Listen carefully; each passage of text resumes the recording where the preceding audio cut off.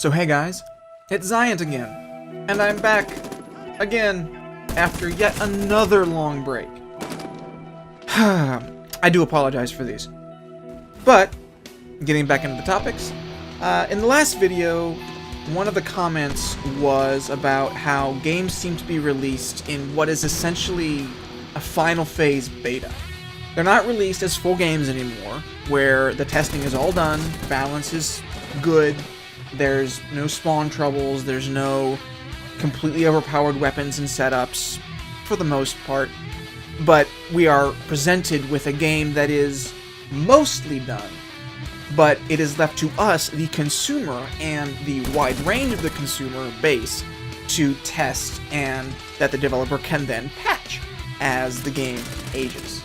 And I thought I'd talk about why I think this is without actually having spent any time in the video game industry, but I've made this point before that I'm a sort of a fledgling designer, and so I want to at least give this kind of thing some thought.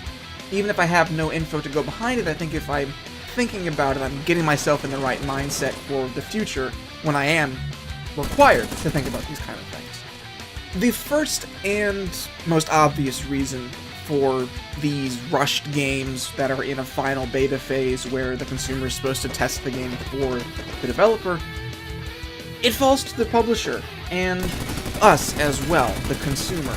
On the one hand, publishers set specific dates for a game's release. Now, regardless of when that is during the year, be it November when every single game ever is released, or August, May, April, even January when some of the big AAA titles come out after the holidays. Once they've set that date for themselves, delaying it is a risk. And it's not just a risk as far as sales are concerned, it's also a risk because if the game is already in a pretty good shape, then the developer keeps tweaking it, you have the George Lucas and Star Wars syndrome where people are doing too much to a game. But I think that that's a rarity. It's never really the Star Wars syndrome.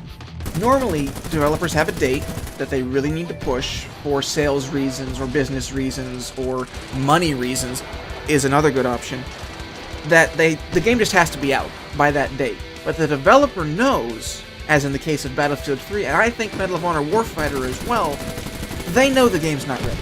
They know it, and they hate that they have to publish this game in a very unfinished state in some cases.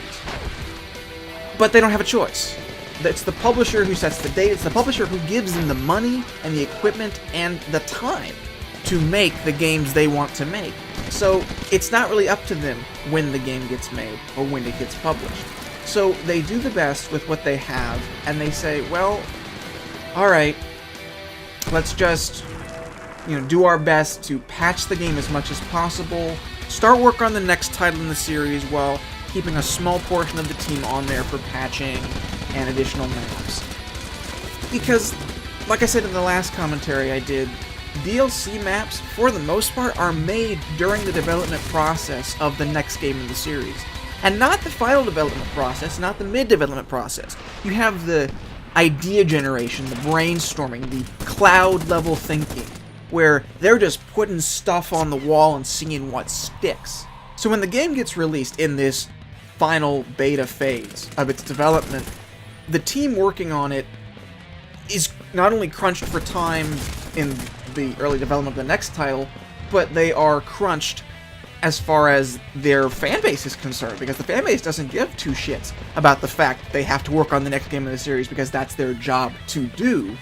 All they care about is making sure the guns are balanced, there's new maps, there's all this extra stuff that a final phase beta needs in order to succeed. And the publishers couldn't care less about the fact that their developers are being pushed to their limits to keep one game open and another game in development. Because to a lot of, at least big-name publishers, it's the bottom line that really matters. So when you have games like Call of Duty and Battlefield 3 and Halo 4 and Medal of Honor Warfighter that are coming out in this very choked up section of the year where there are so many games, not only of shooter, but also of RPG and adventure. And you have Assassin's Creed 3 that's coming out that I will be posting, and I'll talk more about that later.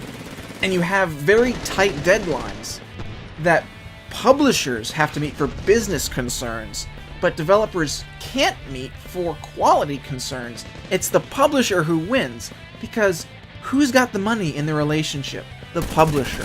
The Activisions, the EAs, the Ubisofts, the Eidoses, the Square Enixes, all of these companies that have all this extra cash that are funding the development of these really popular games that they have to push.